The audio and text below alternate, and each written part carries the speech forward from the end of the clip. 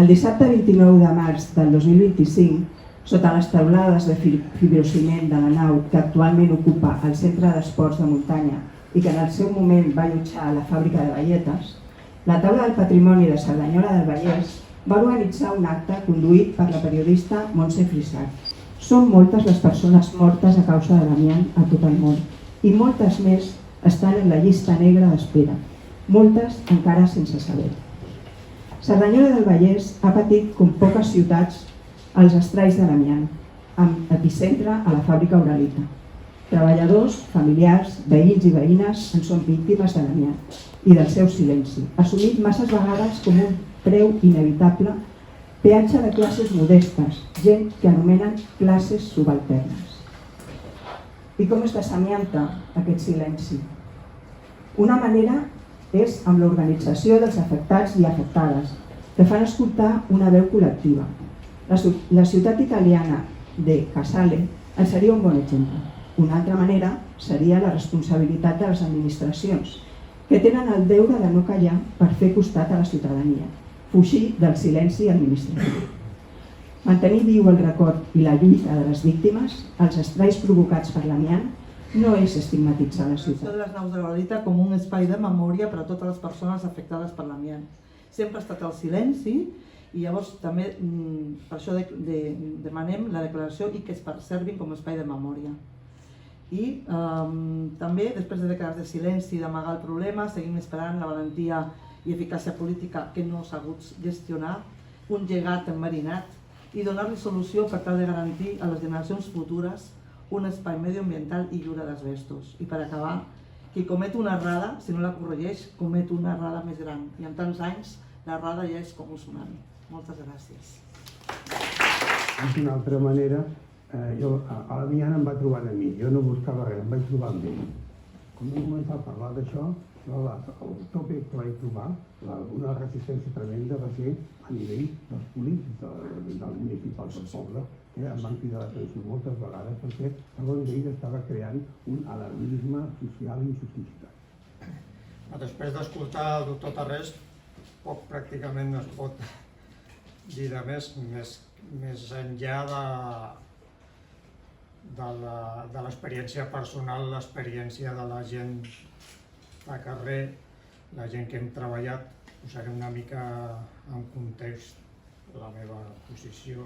Soc extreballador de l'amiant, no d'Uralita, sinó de l'antiga Lluri d'Ibèrica, fabricant de frenos, perquè només l'amiant era Uralita. L'amiant va ser frenos, estufes, escalfadors, trens, vaixells, moltes coses. Sí que és veritat que Uralita té el problema de que tot el que està instal·lat costa molt de treure. Es diria que sóc un dels últims treballadors legals, diguem en producció legal amb amiant.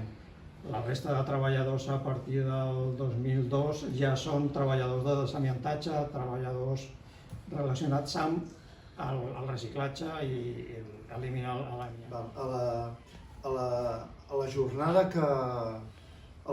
que varen fer sobre l'Uralita l'any passat, organitzat per la taula de patrimoni, es va considerar una mica que una de les problemàtiques que teníem era que hi havia una incapacitat de reacció per part de l'administració municipal sobre el tema de l'amiant. I vam dir, què podem treballar, què podem fer, ja que ja hem fet una part molt important documental, és a dir, que quan es presenta aquest resum d'aquella jornada ja hi ha molta informació que es va portar en aquella jornada, què podem fer per tirar la pilota endavant i comprometre més a les administracions.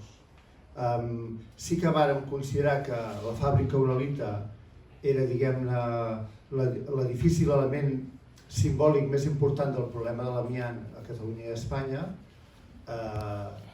Havíem comentat, i aquí també surt, que hi havia una fàbrica que era Rocalla, al Baix Llobregat, però que es va destruir, es va desmantellar, i em sembla que durant una època la va comprar Uralita també, però després es va desmantellar, i per tant la fàbrica Uralita de Cerdanyola era un element molt simbòlic per demanar que una administració més important que l'Ajuntament es prengués en sèrio el problema de l'ambient, barrejant la idea de patrimoni amb protecció i memorialització. És a dir, si intentàvem considerar que l'edifici servia per memorialitzar tot aquest problema històric de salut pública que hi havia hagut, a la vegada protegíem l'edifici i podíem considerar que seria un lloc simbòlic més rellevant a nivell català i a nivell internacional que no pas tenir una escultura als quatre cantons, que és una cosa més local, més de la història nostra. La competència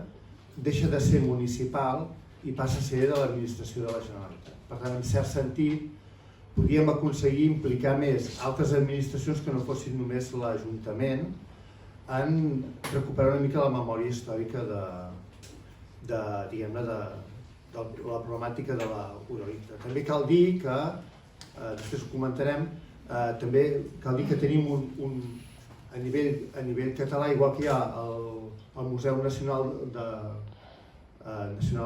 l'Art, el Museu de Montjuïc, també tenim el Menantec, que és el Museu Nacional de la Ciència i la Tècnica. És un museu que està distribuït per tot el territori català, amb diverses seus, i d'aquestes seus pràcticament totes són també vecins, i per tant són també béns d'interès nacional, a nivell industrial, que representen tot el procés industrial del segle XIX i XX. 5 años. Está el dinero ahí, pero que no hemos llegado todavía a quitar nada de uralita en el pueblo. Y es lamentable porque estamos desesperados. Cada vez que nos hacen una entrevista, pues siempre habla de lo mismo, que llevamos ya 12 años con el mapa del amianto, que tenemos el dinero, que el Pere Aragonés se implicó, hay que decirlo claramente, que se implicó en el tema y nos ofreció los 4,5 millones para quitar el amianto. Pero bueno, estamos en una situación de impasse, siempre con el tema de las licitaciones y no acabamos de salir adelante. Nosotros hemos hecho ahora un comunicado.